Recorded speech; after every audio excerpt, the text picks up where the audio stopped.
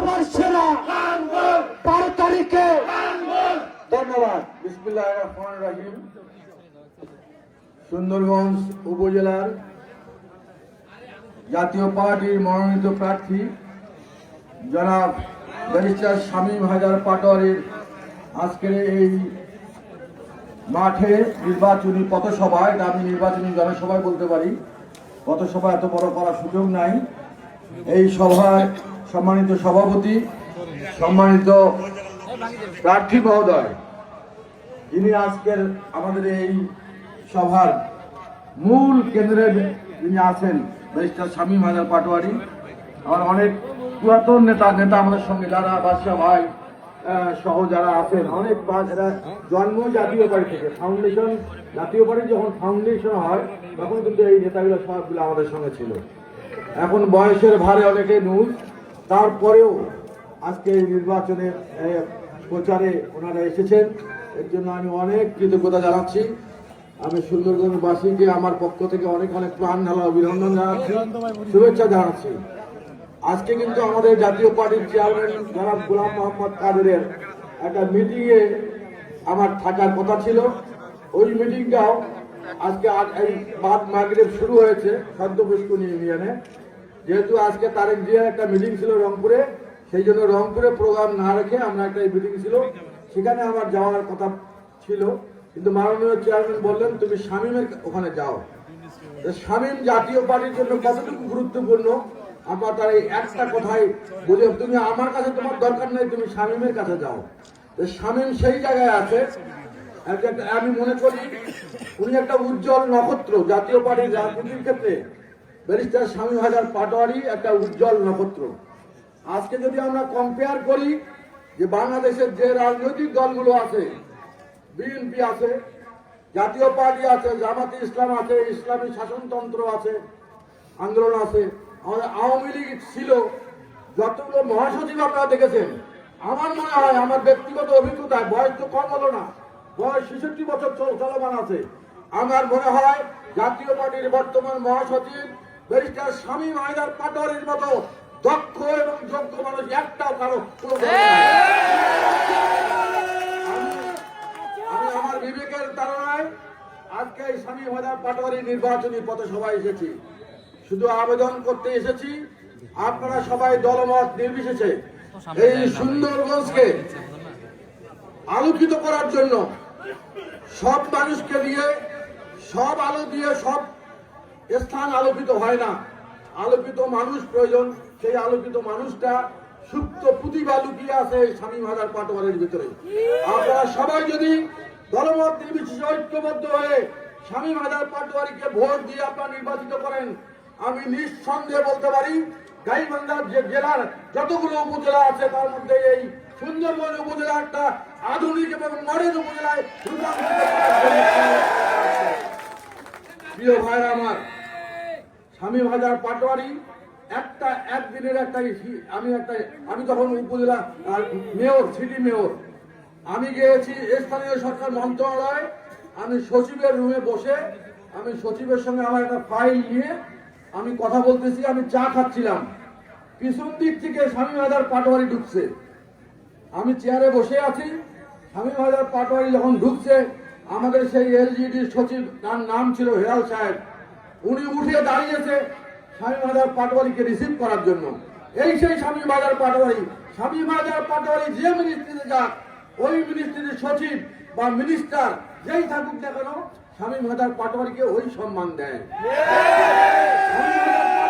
বাংলাদেশের পরিচিত মুখ নয়, শামীম হায়দার পাটোয়ারি সারা বিশ্বে একটা উজ্জ্বল নক্ষত্র।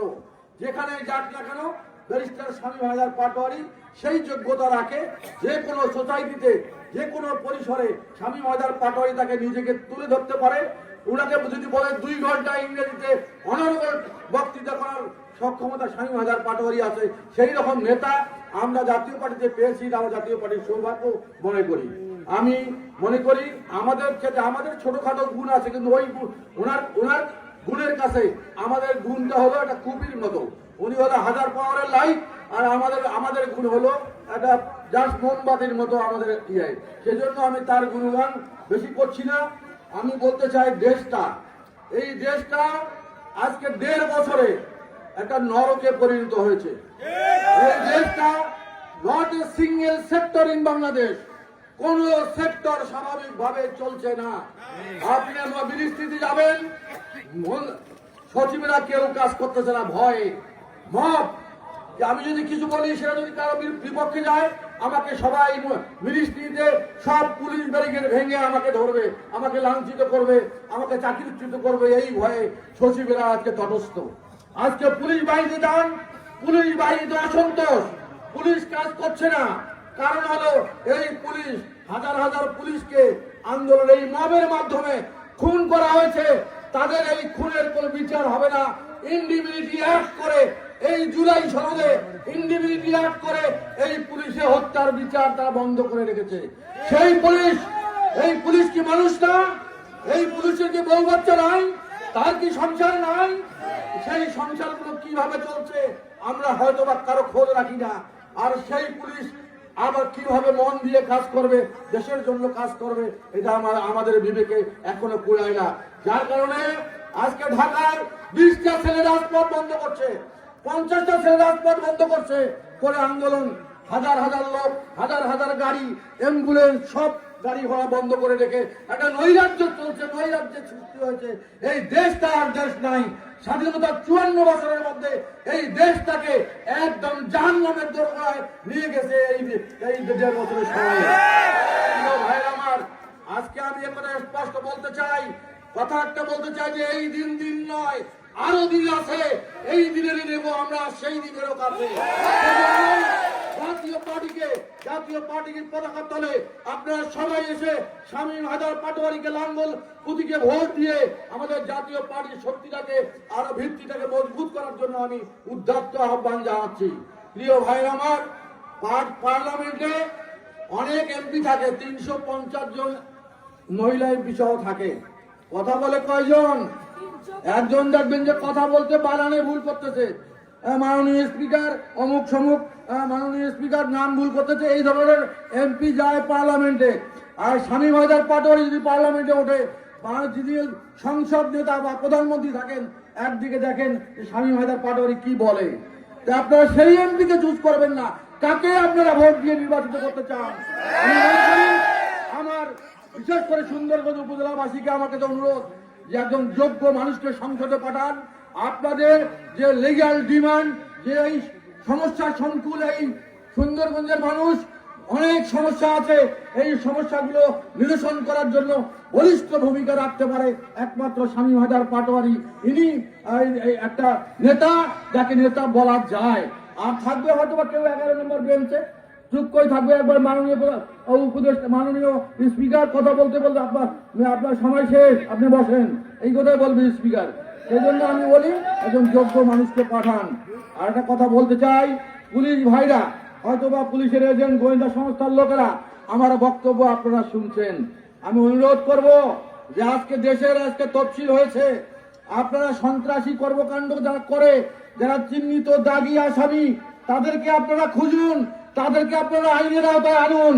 কিন্তু এখন আমরা লক্ষ্য করতেছি কোথায় আওয়ামী লীগের একটা মাঠ পর্যায়ের কোথায় একটা কর্মী, তার নামও নাই, কোনদিন মিছিলও করে নাই, আপনারা খুঁজতেছেন ওই লোকটাকে ধরার জন্য আপনারা ব্যতিব্যস্ত। এখান থেকে বন্ধ রাখেন, এটা বন্ধ করেন। বাংলাদেশে 4 কোটি 4.5 কোটি ভোটার আছে বাংলাদেশ আওয়ামী লীগের। কয়টা লোক পালাই গেছে, কয়টা লোক জেলে আছে? সর্বসাকুল্যে জেলে 50,000, না 1 লাখ, না 2 লাখ, আরো 4 কোটি লোক কিন্তু মাঠ পর্যায়ে আওয়ামী লীগের লোকেরা আছে। আমি মনে করি তাদেরকে যদি আপনারা চান যে হ্যাঁ ওই রোহিঙ্গা ক্যাম্প করবেন, রোহিঙ্গা ক্যাম্পে শিফট করেন, তাহলে তাদেরকে ধরে নিয়ে সবাইকে নিয়ে যা রোহিঙ্গা ক্যাম্পে রাখেন। তারা তো বাংলাদেশের নাগরিক, তারা এই দেশের নাগরিক, তাদের ভোটাধিকার আছে, তাদেরকে আপনারা মাঠে নামতে দিবেন না। এই আইন পরিহার করুন। আপনাদের একটা কথা খেয়াল রাখবেন, আমাদের ট্যাক্সের টাকায় আপনাদের বেতন হয়, ওই আওয়ামী লীগের লোকটার ট্যাক্সের টাকায় আপনার বেতন হয়। এই আপনাদের কাছে যদি ন্যায় বিচার বিঘ্নিত হয়, আল্লাহর কাছে, আপনার বিবেকের কাছে প্রশ্ন রেখে গেলাম, ওই আল্লাহর কাছে আপনাদের একদিন এই অপকর্মের জন্য আপনাদেরকে জবাবদিহি করতে হবে। তাই আমি বলবো যে আওয়ামী লীগের ভাইয়েরা আপনারা সবাই জাতীয় পার্টির ভাইয়েরা আপনারা সবাই ঐক্যবদ্ধ থাকবেন। যেখানে অন্যায় সেখানেই প্রতিবাদ, সেখানেই প্রতিবাদ হবে। যখন দেখবেন যে দশজন পুলিশ এক জায়গায় গেছে, ওখানে একটা নিরীহ লোক, নিরাপদ লোককে, একটা নিরাপরাধ মানুষকে তারা ধরে নিয়ে আসছে, পিছাপ করতেছেন, সবাই ঐক্যবদ্ধ হয়ে বলবেন, জবাব দেন, এই লোকের অপরাধ কি, তাছাড়া তাকে আড্ডা দেবেন না। এই ধরনের আন্দোলন গড়ে তুলতে হবে, অন্যায় অবিচারের বিপক্ষে আমাদেরকে রুখে দাঁড়াতে হবে। তাছাড়া কিন্তু ওই আমি চেয়ে দেখবো যে ওকে নিয়ে যখন যাক, ওকে নিয়ে আমার তো কিছু বলে নাই, একদিন কিন্তু আপনাকেও করবে, তখন আর এক লোক চেয়ে দেখবে। এই জন্য ঐক্যবদ্ধ প্রচেষ্টার কোনো বিকল্প নাই। সবাই এক হয়ে লাঙ্গল পুঁতিকে ভোট দিয়ে এই অন্যায় অবিচারের প্রতিকার করার জন্য সাহস মনোবল চাঙ্গা করবেন, তাহলে আমাদের সফলতা আসবে। প্রিয় ভাই আমার, আজকে আমরা কারো বিপক্ষে বলতে চাই না। এখানে ইসলামের কথা বলছেন, আমার বাদশা ভাই একটা কথা বলে গেছেন যে তারা ইসলামী দল এই করে ওই করে, আমাদেরকে বলা লাগছে না। তারপরে বাংলাদেশের মানুষ একটু ধর্মভীরু মানুষ। বাংলাদেশের মানুষ বিশেষ করে অন্য আমরা সৌদি আরবে যাই, হজ করতে গেছি, দেখি যে তারা ফরজ নামাজ পড়ে সুন্নতের কোনো কারবার নাই, উঠে একজনের মাথার উপর দিয়ে একজন মাথা চলে যাচ্ছে। সুন্নত পড়ার সময় নাই। আমরা সুন্নত নফল করি, আল্লাহকে হাজির নাজির জানি, নবী করিম সাল্লাল্লাহু আলাইহি ওয়াসাল্লামকে মেনে চলি, আমরা আলেম ওলামাদেরকে সম্মান করি। কিন্তু আজকে যে আলেম ওলামাদের অবস্থা, আজকে দেখেন জামাতি ইসলাম থেকে চরমনাই পীর সাহেব বেড়ে গেছে, বেড়াই যাক পুরো 1 সেকেন্ড দেরি করে নাই, ওরা বলতে যে জামাত মুনাফিক, এই কথা বলছে। তাহলে আপনারাই যদি এইভাবে আপনারা যারা ইসলামকে লালন করেন, আপনারা কথা আমরা বিশ্বাস করে চলি, এখন আপনারাই যদি একজনকে আরেকজন কাফের বলেন, আরেকজনকে মুনাফিক বলেন, তাহলে আমাদের এই মুসলিম জাতির অবস্থাটা কি হবে আমরা জানি না। সেজন্য আমি মনে করি কোরআনের সঙ্গে সাংঘর্ষিক, কোরআন এবং রাসূলুল্লাহর সহিহ হাদিস এর সঙ্গে সাংঘর্ষিক বক্তব্য দিয়ে আজকে জামাতি ইসলাম আজকে কিন্তু অনেকটা পিছিয়ে গেছে। আমি স্পষ্ট বলতে চাই, কোরআনকে অনুসরণ করুন। কোরআনে যেটা নাই সেটা বলবেন না, হাদিসে যেটা নাই সেটা বলবেন না। আপনারা শুধু এই সামনে ভোট, এই ভোটটা বৈতরণী পার হওয়ার জন্য কোরআনকে আপনি বেঁধে রেখেছেন, হাদিসকে আপনি বেঁধে রেখেছেন, রেখে আপনার মন গড়া বক্তব্য দিয়ে সাধারণ যারা মানুষ, যারা মুসলিম, যারা ইমানকে লালন করে, আল্লাহকে মানে, রসুলকে মানে, তাদের যে মনে একটা ইসলাম আপনারা ফোবিয়া একটা আপনারা ঢুকাই দিচ্ছেন, সেটা কিন্তু আমাদের জন্য মঙ্গল নয়। তাই আমি অনুরোধ করবো, রাজনীতি করার ইচ্ছা আছে, রাজনীতি করুন।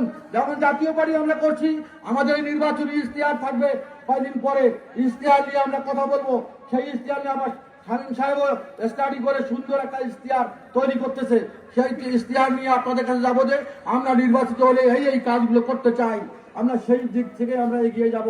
তবে এই ধরনের ইসলামকে নিয়ে করে সাংঘর্ষিক বক্তব্য দিয়ে আমাদের মনোবল বা আমাদের ইমানটাকে দুর্বল করবেন না। আপনারা এমনি ভোট করেন, আলহামদুলিল্লাহ, মানুষ ভোট দিলে আপনারা নির্বাচিত হবেন, হয়ে সংসদে যাবেন। আমি একটা কথা বলতে চাই, আজকে এর আগে 17টা আসন 18টা আসন নিয়ে জামাতি ইসলাম বিএনপির সঙ্গে জোট করে একবার ক্ষমতায় ছিল। ওখানে 2 জন পার্লামেন্ট মেম্বার মন্ত্রী ছিলেন, নিজামী সাহেব এবং মুজাহিদ সাহেব। তারা 5 বছর এই সংসদে ছিলেন এবং বাংলাদেশের পতাকা নিয়ে তারা সারা বাংলাদেশ ট্যুর করেছেন। আমি বলতে চাই যে এই 5 বছরে আপনারা ইসলামী হুকুমত চালু করবেন, আপনারা ইসলামী শরিয়াত চালু করবেন। যদি এই ধরনের একটা বক্তব্য আপনারা এই 5 বছরে দেখাতে পারেন, তাহলে আমি মেনে নেব যে হ্যাঁ, আপনারা ইসলামের পক্ষের শক্তি। কিন্তু আজান হচ্ছে, আমার বক্তব্য এখানে আমি শেষ করছি। আজান হচ্ছে। আসসালামু আলাইকুম।